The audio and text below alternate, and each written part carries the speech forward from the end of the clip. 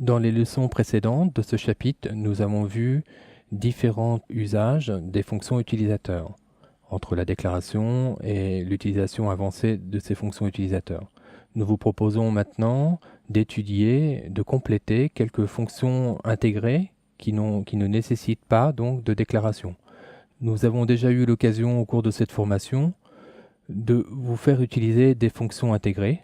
Nous vous proposons maintenant de compléter ces fonctions intégrées avec des fonctions qui sont fréquemment utilisées et que vous pourrez donc intégrer facilement dans vos futurs programmes. Nous allons commencer par une fonction, la fonction count, qui permet de connaître le nombre d'éléments contenus dans un tableau. Nous allons pour cela créer un premier tableau. Nous allons reprendre par exemple le tableau de nos notes que nous avions utilisé au début. Donc nous allons déclarer ce tableau avec différentes notes.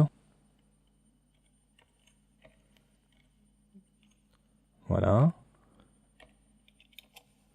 Et nous allons maintenant utiliser, donc vous voyez que ce tableau contient donc 3 éléments. Nous allons maintenant utiliser une variable que nous allons appeler NB par exemple, qui contiendra le nombre d'éléments.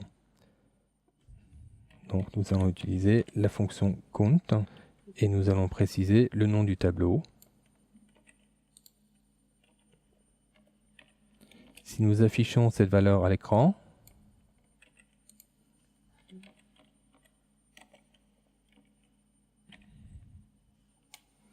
nous allons enregistrer cette fonction, cette page dans le répertoire 4. Nous allons l'appeler donc fonction intégrée 1. Et si nous l'affichons maintenant dans le navigateur,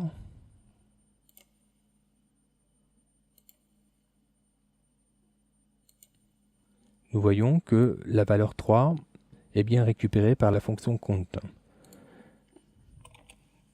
Nous pourrions utiliser cette propriété pour conditionner un paramètre, une expression de condition d'une boucle. Reprenons par exemple une boucle for que nous avons déjà utilisée. Initialisons un compteur avec la variable i à 0. Nous allons mettre une expression de condition pour tourner donc sur ces 3 éléments. Nous pourrions donc indiquer tant que i est inférieur à 3 en l'occurrence. Et ensuite la valeur d'incrément $i++. Nous allons créer donc les 2 accolades de notre boucle et nous allons mettre à l'intérieur de cette boucle, nous allons afficher donc le contenu de chacune des notes.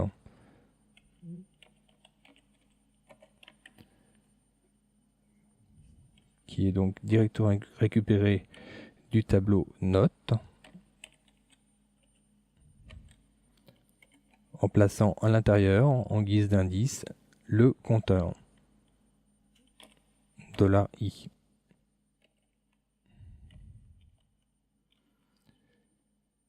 Donc nous allons rajouter en début de cette ligne une balise BR de sorte à ce que des informations se mettent sur des lignes différentes.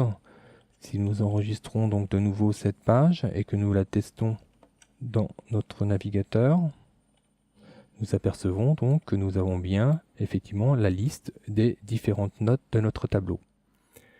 Là, comme vous pouvez le voir, l'expression de condition de la boucle for est configurée avec une valeur 3. Or, si nous rajoutons une note supplémentaire, par exemple 19 ici, et que nous testons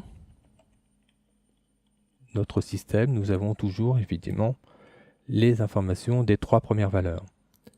Pour que notre boucle puisse parcourir le nombre d'éléments du tableau, quel qu'il soit, nous allons maintenant utiliser cette variable NB que nous venons de créer en l'intégrant dans l'expression de condition.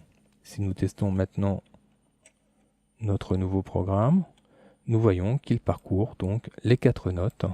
Et si nous rajoutons une 5e note, le système se règle automatiquement sur l'ensemble des notes compris dans le tableau.